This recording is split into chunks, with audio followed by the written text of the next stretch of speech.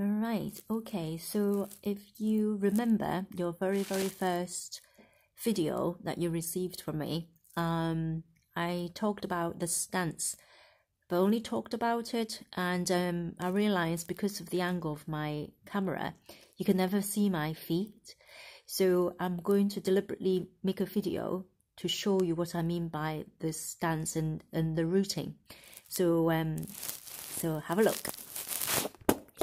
So I'm going to place my camera like this. Okay. So when you go, so this is called a resting stance, when your feet are close together. And then you kind of sink your weight into your feet. You then transfer your weight into one of your legs without leaning across, because that makes you fall over. So you just lower your weight into your feet. Then push the weight into one of your legs, and then you can gently step out and then redistribute the weight between your feet. So I've got 50-50%, so 50%, 50% in each of my legs. Then I soften my knees. So this is locking out, isn't it? Hopefully you could tell. And this is me softened my knees. I can go into quite a deep stance, but you don't have to, as long as your knees are softened. And I did say about pushing your knees away from each other. So this is what I need you to do. So you need to push your knees away from each other. Some people have been doing this. That's not pushing your knees away. So what you've done is you rock onto the side of your feet. So I don't want you to do that.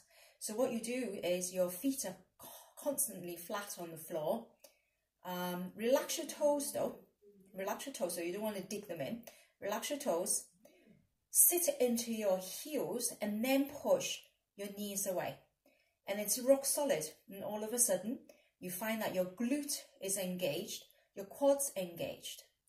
All right, so that's your stance. And when you return, you come back in. So you go slightly deeper, put the weight into one of your legs, and then you can bring your foot back together again without leaning across again. So I did say in my first video that the gap between your feet, it should be parallel, feet parallel, and the gap between this side and this side, this gap here, is just big enough. It's basically a width of so the whole thing, so the outside of your feet with the width of your shoulder. There, you could just put your own head in that gap comfortably. Right, so I hope that was nice and clear for you. So when you're going into your stance, that's what you're supposed to be doing.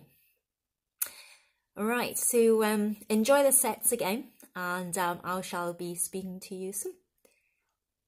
Enjoy.